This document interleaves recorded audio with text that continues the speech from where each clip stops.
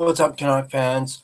Welcome to the Line Change, a Vancouver Canucks podcast, which is a presentation of DraftKings Sportsbook, an official sports betting partner of the NHL, and we are also a proud member of the Hockey Podcast Network. Be sure to check out the network for your favorite podcast covering your favorite team at thehockeypodcastnetwork.com, the home of hockey podcasts, every team, everywhere.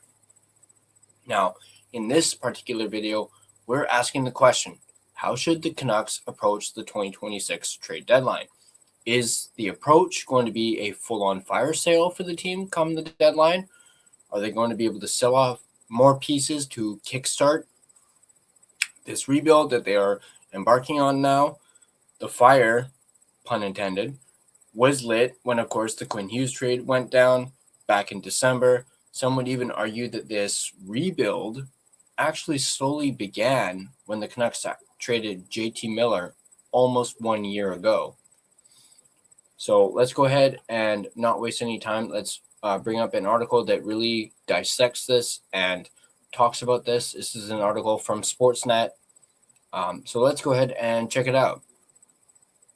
Over the past 3 seasons, you would be hard-pressed to find an organization that has been more fascinating to watch than the Vancouver Canucks. They have gone from regular season Pacific Division champions in 2023-24 to missing the playoffs last season and now find themselves sitting last in the overall standings with the best chance to win the lottery and pick first overall this summer. The Canucks management group previously stated the team was going to retool the roster on the fly, which is basically retool in a hybrid form. Then the team lost 11 games in a row, the longest in history of the franchise, and so they've pivoted to a full-on rebuild strategy. What Vancouver is entering into will take patience and time. It will test the resilience of their fan base, but if they stick to a draft and develop model for the next 3 seasons at least, they have an opportunity to come out the other side of the strategy with a new core of players to move forward with for several years. With Vancouver entering into rebuild mode, here's an organizational analysis of the Canucks, including what they might receive in trades, their current draft capital, and an update on some of their top prospects. Now, I will leave a link to this article in the description down below so you guys can not only check it out for yourselves, but also read along as well, and just so you know where this is coming from as well. So as you can see here, we are looking at the draft capital for the Vancouver Canucks. Any NHL team that has the guts to tear down the roster and enter into a full-on rebuild needs to acquire as much draft capital as they possibly can. The more picks they accumulate, the more opportunities they have to quote-unquote hit on players. Seems like a simple enough strategy, but an organization has to buckle down, work harder than any other scouting staff in the league, and make sure they stock the cupboards with assets. Here's how the Canucks' draft capital currently looks for the next 3 cycles. So as you can see here, in 2026, the Canucks currently have 2 first-round picks, 2 second-round picks. They do not have a third-round pick in the 2026 draft, but they do have a 4th-round pick, a 5th-round pick, and a 6th-round pick. They also do not have their 7th-round pick. So they have 1, 2, 3, 4, 5, 6, 7 picks in the 2026 draft. Of course, there is the chance that the Canucks actually end up getting a 3rd first-round pick because everyone knows, or you may not know, that the Ottawa Senators are going to have to forfeit their first-round pick in the 2026 draft due to the NHL. Something to do with some sort of trade several years ago. The NHL ended up, punishing the Senators over it. And you're probably wondering, well, what does this have to do with the Canucks? Well, the Canucks' 2nd-round pick would be first in the 2nd round. So they're basically turning that pick essentially into a first-round pick. So basically, and we're just going to go off as if the Canucks win the lottery. So they end up picking first overall. That 3rd first-round pick would be the last pick in the 1st round. So the Canucks would technically be drafting first overall and also drafting last in the first round. That is why a lot of people are saying the Canucks technically, in technical terms, have 3 first-round picks. So just a little bit of clarity on that. Moving forward, let's take a look at the Canucks' current roster.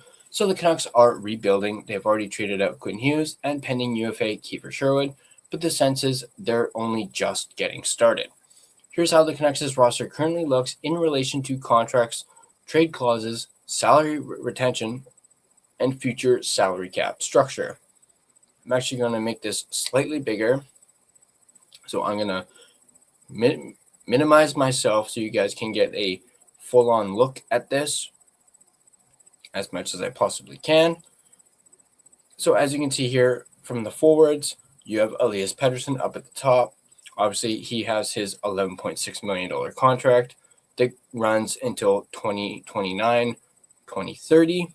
And then he is a UFA, and I believe that says 2032. So technically, it actually goes until 2031. And you have Brock Besser, who's making 7.25 all the way up until around the same time as well. So he, much like Pettersson, will be a UFA in 2032. Then you have Jake DeBrusk, who's making $5.5 million, and he will be a UFA in 2031, so a year before Pettersson and Besser. You have Evander Kane, who is a pending UFA this upcoming season. You have Marco Rossi, who is obviously currently injured right now. He's making $5 million, and he is a RFA, and I believe that is 2028, 2029, and then he is a UFA a year later in 2029, 2030. You have Connor Garland, whose new contract does not kick in until next year, so he's on the final year of his current deal, which is $4.95 million. Obviously, that will bump up to $6 million starting next season, where he's making, as I mentioned, $6 million. And then he is not a UFA until 2032 as well, much like Pettersson and Besser. You have I skipped over Hedl. You have Philip Hedl, who's making $4.437 million, or is that what? I'm just going to say $4.4 million over the next 2 seasons before he becomes a pending UFA in 2027, 2028. And you have Niels Höglander, who's making $3 million over the next 3 seasons, and then he is, of course, a UFA in 2027, 2020, or 2028, 2029. You have Drew O'Connor, who's making $2.5 million over the next 2 seasons, and then, of course, he will be a pending UFA in 2027, 2028. Teddy Bluger, who is making $1.8 million, is, of course, a pending UFA, so he is probably someone that the Canucks might look at to trade at the deadline. Same goes for Evander Kane. You have David Kampf, who's making $1.1 million. He, too, is a pending UFA, so don't be surprised if he is dealt at the deadline as well. Liam Ogren, who is making under $1 million over the next 2 seasons. He will become a RFA in 2027, 2028. So the Canucks will be able to hold on to his rights for some time unless they decide to move him, which I honestly don't think they will. You have Linus Karlsson, who is making, once again, under $1 million, $775,000 for at least this season. And then starting next season, he gets a pay raise up to $2.25 million over the next 2 seasons. And then he is a UFA in 2028, 2029. You have Atu Ratu, who's making also $775,000 over the next 2 seasons, and then he becomes a RFA in 2027, 2028. You have Max Sasson, who is making $775,000 for at least this season, and then he gets a pay raise up to about $1 million in 2026, 2027 for 2 seasons, and then he too is a UFA around the same time as Linus Karlsson. Just looking at some notes for these contracts. Contracts for Elias Pettersson and Brock Besser expire after the 2031-2032 season. As we mentioned, Pettersson's contract includes a full no movement clause. Besser has one as well through the 2028-2029 season. Jake DeBrusk's contract expires after the 2030-2031 season, and he also has a no movement clause for the next 2 seasons. Connor Garland's contract expires after the 2031-2032 season, that being his new contract, and he has a no move protection for the next 4 years after July 1st.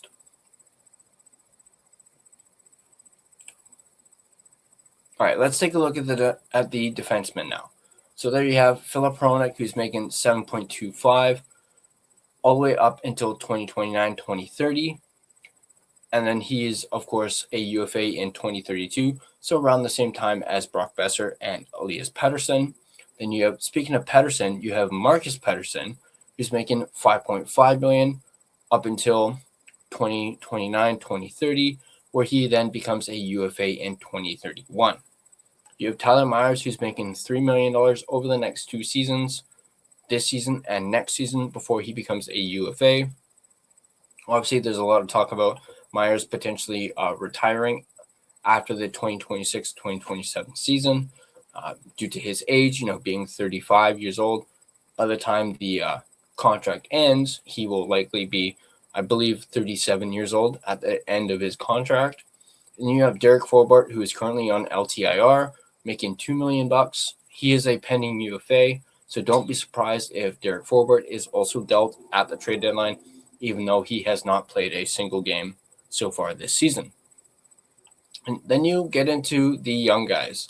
Zeev Buium is making under $1 million, $966,000 over the next 2 seasons before he becomes a RFA in 2027-2028. So the Canucks do have control over Buium past or potentially past that RFA date of the 2027-2028 season, pending any trades. Again, I don't see Buium being traded anytime soon by the Canucks, considering who they traded in order to acquire Zeev Buium, that of course being Quinn Hughes. Then you have Tom Wielander, 20 years old, making $950,000 over the next 3 seasons, and then he himself becomes a RFA in 2028-2029. Then you have DPD making $838,000 over the next 2 seasons before he becomes a RFA in 2027-2028. Then you have P.O. Joseph, who's making $775,000 this season, and then he becomes a RFA next season before becoming a UFA in 2027-2028.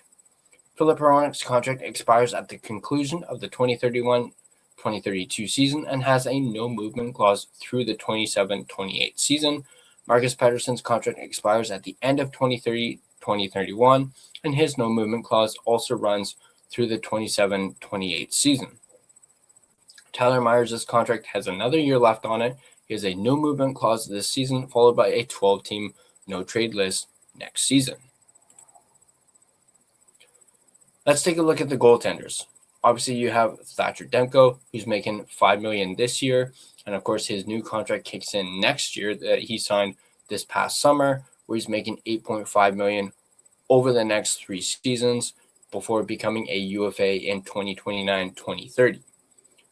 Then you have Kevin Lankin, who's making $4.5 million up until the 2030 season before he becomes a UFA in 2030. You, of course, have Jiri Patera, who's making $775,000, and of course, he is a pending UFA as well. So who knows? Maybe we could potentially see Patera dealt, even though he has spent most of his time down at Abbotsford. Thatcher Demko's contract situation is interesting. He's in the final year of his previous contract and doesn't have any trade protection on it. However, when his extension kicks in, starting in 2026-2027, he will have a no movement clause. When Demko is healthy, he is a top-flight NHL starter, but he can't seem to avoid the injury bug and misses significant time every season. Kevin Lankinen's contract has a no move clause for this season as well as next season. Let's take a look at LTIR.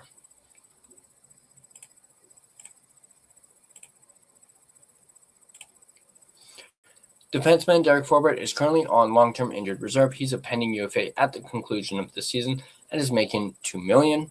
So obviously that is somebody who the Canucks would likely want to move off of. Taking a look at salary retention and buyouts, owners aren't fond of having a player's contract on their books for extended periods of time after they've been bought out or traded. In the Canucks' case, they have some significant dollars being spent on players who are no longer even with this organization. Obviously, the big one being defenseman Oliver Ekman-Larsson was bought out and is still counting for $4.766 million against Vancouver's cap this season and next season. Even after that, he'll still be on the books for over $2 million for another 3 seasons. Man, I did not realize that OEL's buyout had like 3 more seasons after this one and next one on top of that. Like, that is absolutely brutal. And I know there's been that running joke going around how OEL is like has the most production on the Canucks payroll, and he's not even on the team. So there's that. Vancouver retained $712,500 of forward Ilya Mikheiv's salary when they traded him to the Chicago Blackhawks in June of 2024. Now, let's take a look at some trade bait. Canucks president of Hockey Ops, Jim Rutherford, has stated that they will listen to offers for essentially any roster player. Having said that, the following players are most likely to be moved sooner than later and potentially return some significant draft capital in exchange for their services. Now, before we dive into this, I want to give a shout out and thank you to my sponsor, DraftKings, the official sports betting partner of the NHL. So a big thank you to DraftKings Sportsbook. Never experienced the jaw-dropping moments that make hockey? Well, you can experience them all with DraftKings Sportsbook, an official sports betting partner of the NHL. Missouri listeners, listen up. DraftKings Sportsbook is now live in the Show Me State. New customers, this one's for you. Bet just $5, and if your bet wins, you'll get $200 in bonus bets instantly. Download the DraftKings Sportsbook app and use code THPN, that's code THPN, to turn $5 into $200 in bonus bets if your bet wins. In partnership with DraftKings, the crown is yours. Gambling problem? Call 1-800-GAMBLER. In New York, call 877-8-HOPE-NY or text HOPE-NY, which is 467-369. In Connecticut, help is available for problem gambling. Call 888-78-9777 or visit ccpg.org. Please play responsibly on behalf of Boot Hill Casino and Resort in Kansas. Pass-through per wager may apply in Illinois. 21 plus age and eligibility varies by jurisdiction. Void in Ontario. Restrictions apply. Bet must win to receive bonus bets, which expire in 7 days. Minimum odds required. For additional terms and responsible gaming resources, see dkng.co/audio. This is a limited time offer. Copyright NHL 2025, all rights reserved. I'd also like to thank my secondary sponsor, none other than Gassy Jack Art, maker of this amazing artwork you see right here in front of you, and you guys can check them out yourselves at gassyjackart.com. All right, let's get back into it. There we go. This is where we were. All right. Obviously, first name on the list, Evander Kane, who, as we've mentioned, is a pending UFA. Kane hasn't had the kind of year he or the Canucks had hoped he would when he joined the team. He hasn't contributed enough offense, only 9 goals, 23 points, to make up for his defensive metrics. Having said that, players like Kane generally provide value at the hardest time of year with their physical presence. He does have a modified no-trade clause, which allows him to approve a move to 16 teams, and his cap hit is $5.125 million. I'm positive he would welcome a chance to engage in playoff hockey this spring, and that Vancouver would use one of its 2 remaining salary retention slots to bring that number down for an acquiring team. I'm not a big fan of that. considering, the Canucks are still already on the books for OEL and Mikheyev. So I don't know about that. I don't envision teams lining up to overpay for Kane's services, though. The entire scenario should end with an acquiring team settling on giving Vancouver a draft pick that is essentially one round too rich for their liking, but that would be the price for significant retention to lower the cap hit. One potential suitor, and a new suitor that has recently emerged, is the Colorado Avalanche, who currently have $2.514 million in cap space. I'm not sure they would be the team that covets Kane the most, but if they do target him, it'd likely cost them one of their two 2027 second rounders they have, plus a 2026 fifth rounder. That's costly, but the Avalanche would want Vancouver to retain 50%. Without adding anyone else between now and March 6th, the Avs are on track to have $5.088 million in cap space at the trade deadline. Truthfully, I'm having a difficult time attempting to find multiple teams that might be interested in adding Kane to their group, but another club that requires some added depth are the LA Kings, a team that we have actually spoken about on this channel as a potential suitor for Evander Kane, and the fact that they might want Evander Kane due to the Kings GM being the former Edmonton Oilers GM, Ken Holland. The Kings currently sit sixth in the Pacific Division and are outside of a playoff spot by the tiebreaker. The Kings have loads of cap space, $12.792 million to be exact, draft capital, and desperately require another layer of scoring. 40-year-old Corey Perry, for example, currently sits fourth in the Kings scoring with 10 goals and 14 assists. If the Kings take on the full value of Kane's contract, the Canucks will receive a lesser draft pick, perhaps a fourth or fifth round pick. But if they end up retaining some of Kane's remaining contract, they could end up landing a much higher pick. If there is a market for Kane, the Canucks could end up receiving one of the Kings' two second-round picks if they retain 50% of Kane's salary. Elias Pettersson, whom we mentioned, is under contract through 2031-2032 with an $11.6 million AAV. Pettersson hasn't been the same player since he signed his massive contract extension in March of 2024. I don't envision things improving for Pettersson while the Canucks go through a rebuild, and a potential suitor has to ask how much risk are they willing to absorb. If a trade partner agrees to take on the entirety of Pettersson's contract, it will be fascinating to see the picks and or prospects they'll move to the Canucks, because if Pettersson did return to form with a new team, it will be worth the investment. Could either San Jose or Anaheim have interest in Pettersson?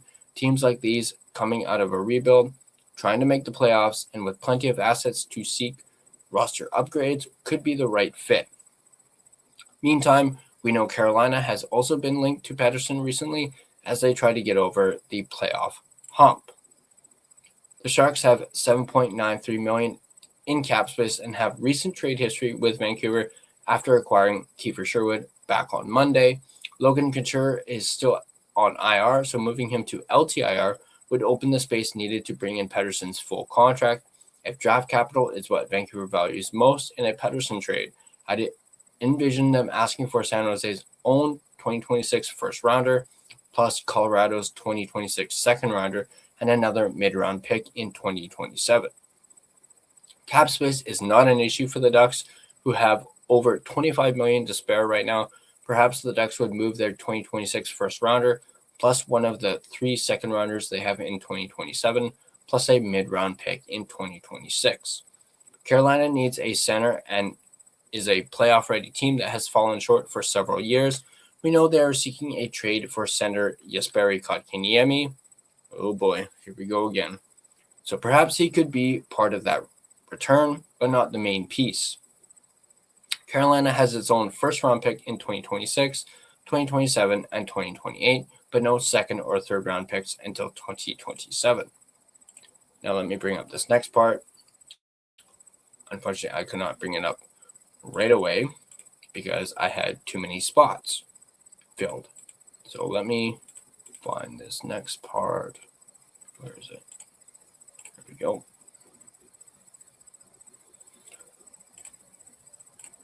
Actually, let me bring up the rest of it just so I don't have to do it again. Give me one quick second here, guys.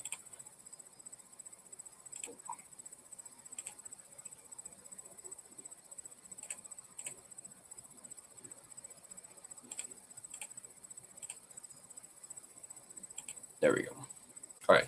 Let's take a look at Jake DeBrusk, who's, as we mentioned, under contract through 2030-2031 with a $5.5 million AAV. When DeBrusk signed his long-term deal with the Canucks, he definitely didn't foresee the team heading towards a rebuild. His contract has a no-movement clause, so he does control what happens next. We have heard that he's potentially willing to waive his no-move clause for a change of scenery. DeBrusk scored a career-high 28 goals last year, and he's contributed 12 goals, 12 assists so far this season. The thing that stands out about his goal scoring is the fact that 11 of his 12 goals have come on the power play. So the team that has interest in him is likely looking for a power play specialist. DeBrusk is far from a perfect player at even strength. He has only produced a total of 9 points at even strength, and he carries a minus 14 rating. Having said that, DeBrusk has the speed to be used in all situations, so a team that has interest might think his metrics are a byproduct of the situation he has found himself in with the Canucks and believe they can get him to play within their structure with better results. At the end of the day, the issue still lies with DeBrusk's contract. Vancouver moves him. I don't expect the team on the other end to overspend in terms of draft capital if they take on the full amount of DeBrusk's contract. This is another player who might end up fetching a second-round pick and a mid-round pick to take on the full value of his contract. Wingers aren't needed as much as centers or defensemen around this time of year, but DeBrusk has shown capable of being a strong secondary producer before. The Canucks could get really aggressive and trade out more players than this. We know they are considering and listening on everything, but Kane, Pettersson, and DeBrusk are who I targeted potential trades for in this piece. Let's take a look at the future core. It's going to get worse before it gets better on the ice in Vancouver, but the Canucks have some nice pieces to build around in their system. Some of the players are developing in the AHL with Abbotsford, while others remain at the junior and college levels or were acquired in trade and have found roles with the NHL team. Starting off with Zeev Buium is a future top pairing defenseman who will log north of 25 minutes per night, provide better than secondary offense, and quarterback to Canucks' power play. Marco Rossi is currently out with injury, and he's struggled to hit his stride offensively since joining the Canucks, but he has a history of providing better than secondary offense, and he's only 24 years old. Liam Ogren projects as a two-way third-line forward who plays with some power and drive off the rush and in the trenches. When he isn't producing offense, he has the ability to wear down opponents with some physical pushback and generally contribute reliable detail defensively. First-round pick they acquired in the trade with the Wild for Hughes looks like it will land somewhere between 25 and 32. Any additional first-round pick has potential to turn into a valuable asset. There are plenty of intriguing names in that range. Sam Costantino listed some of these targets in his latest draft rankings. You guys can find that by checking out the article. Another key prospect in the fold includes rookie defenseman Tom Willander, who's experiencing some growing pains in a challenging environment while averaging around 15 minutes per game in ice time. Willander is an excellent skater who has no issue keeping up with the pace at the NHL level, but his execution with the puck has ranged at times. The good news is he has produced 2 goals and 10 assists and has more to give as he matures. Forward Braden Coots was selected 15th overall by Vancouver at last year's draft and started the season in the NHL after a solid first training camp with the Canucks. Coots wasn't quite ready for full-time duty and was returned to his junior club at the time, then joined Team Canada at the recently completed World Juniors and is now with the WHL's Prince Albert Raiders after being traded from Seattle. Coots plays an energetic, infectious style and projects as a future second-line, high-end third-line center. He bleeds the kind of character required to assist NHL clubs when they are rebuilding their roster. Let's revisit the draft capital. I've only included Kane, Pettersson, and DeBrusk in my trade analysis. I expect the Canucks to be even more aggressive and trade other players from their roster either now or in the offseason, but examining their draft board again after the deals I've proposed in this piece, the Canucks would end up with at least 7 extra picks out of this process. In conclusion, tearing down a roster and rebuilding an organization takes patience and time. I've experienced it firsthand from my time scouting with the Florida Panthers from 2011 to 2020, and the process is full of twists and turns. But if that process is fully embraced by ownership, management, player development, coaches, and scouts, it can deliver positive results over time. It comes down to accumulating assets that end up being part of your roster or have enough value in trade to add to your team when the timing is right. So there you go. That is what, I actually forget his name. Let me just scroll up and see what his actual name was. So this article was written by Jason Bukala from Sportsnet. Once again, as I mentioned earlier, I will include a link to it in the description down below. It is quite the fantastic read. So go ahead, check it out. But question is for you guys. I want to know what you guys think about this. Do you guys think this is the direction that the Canucks should take come the trade deadline? Should they go full-on fire sale at the deadline? Let me know in the comment section down below what you guys think. And as always, if you guys like this video, be sure to hit that like button. And if you want to stay up to date on all your Vancouver Canucks content, be sure to smash that subscribe button and turn on your notifications so you don't miss a single video. Also, you guys can check out our official merchandise store. We are actually currently selling our 1-year anniversary collection. We, of course, are rapidly approaching our 1-year anniversary at the end of February. And this new collection has a complete redesigned logo in both blue and green, as well as our skate version of our logo. Man, those black zip-up hoodies with the skate logo absolutely pop. So does that white one. So go ahead and check it out. TheLineChangePodcast.threadless.com. We do have some sales going on right now for it as well. So definitely check those out. Something else that you can check out too. Join our official Discord. There's a link to it in the description down below. It's completely free to join. We can have more conversations and discussions such as this one on our official Discord. So go ahead and do that as well. You can find and interact with us all over social media. We're everywhere. Facebook, Instagram, X, TikTok, even Blue Sky. Feel free to give us a follow on all of our social media platforms. Speaking of platforms, if you prefer an audio version of this podcast, you can find us on both Spotify and Apple Podcasts. On Spotify, feel free to give us a follow, as well as rate and review us on either platform, as it really helps out the podcast, and we, of course, greatly appreciate it. Something else that we appreciate too, if you absolutely loved a certain episode of the podcast and want to listen to it over and over and over again, feel free to download your favorite episode. That too also really helps out the podcast as well. So go ahead and do that. And of course, we would be greatly appreciated of you doing that as well. But that's going to do it for me. I'll catch you guys in the next video. And as always, go Canucks, go.